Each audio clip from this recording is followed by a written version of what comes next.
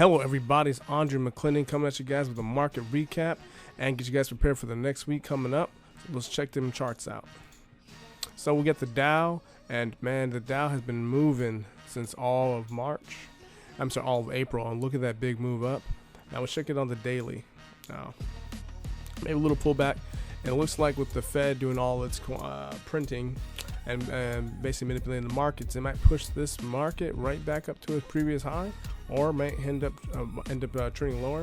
It doesn't matter for us traders. It goes up, we go up with it. It goes down, it goes down. It does not matter. So just for those people who are going long term, that might trap you or actually may pay you off. So just have perspective on what's going into the markets.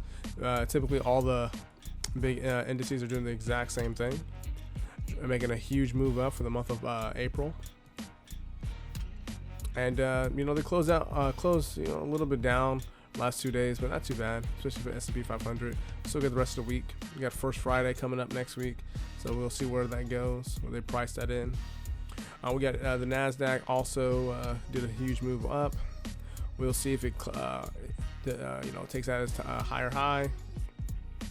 And same thing that with this Fed doing all this printing and manipulating the markets. I just tell people like these, we have such fake markets. This is not real.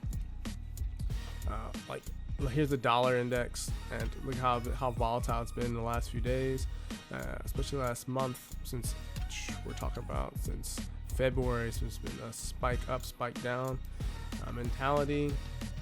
But for us gold people, for gold traders, gold has been moving way up, higher. It's going to definitely keep on going. It's not going to be a linear straight movement up. It's going to take some, go up, but overall in the up movement. For me, I've been in precious metals for the last few years, investing with this, and so if you guys are in the spot markets, you might get stopped out, but depending on how big your stop is. But if you're in the precious metal markets, it's another time to buy. Watch out for those spreads. I know that gold and silver precious metals have been down for the bullion market, so it's gonna be hard to get some, but if you're gonna get some, you can pay some little fee. But I still believe that these are some undervalued assets. I think that silver is the most undervalued asset out there. So right now, I mean, here's the spot markets. It doesn't reflect what the precious metal markets are gonna be buying at a lot higher market value, but still cheap comparing to overall the market's giving you. Now we got oil. Oil's bouncing off that -40 low, huge low, and bouncing up. I still believe that oil's going to be heading down lower. It's a temporary high. It's going to be heading down. I think it's going to head down to the 5s and 3s for a little bit before making this move up.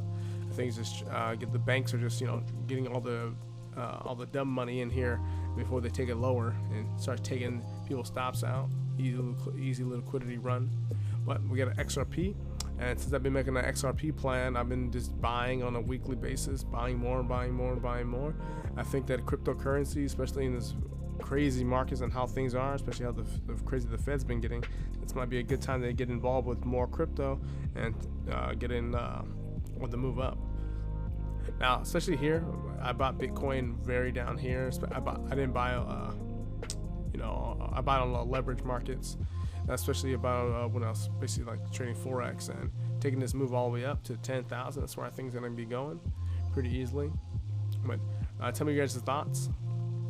Ethereum, same thing. Ethereum is going up a little bit higher. Maybe take out the 300 high, but we'll see.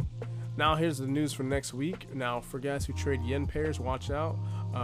Japan has their golden week, so all week Japan is closed. Bank holidays all week, so watch out for that. We got some big stuff coming up for the euro.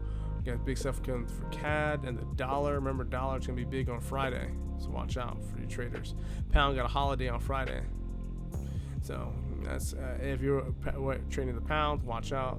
USD CAD pairs are gonna be very volatile Thursday and Friday for that move, and some pounds gonna be on Wednesday. So that's the news, guys.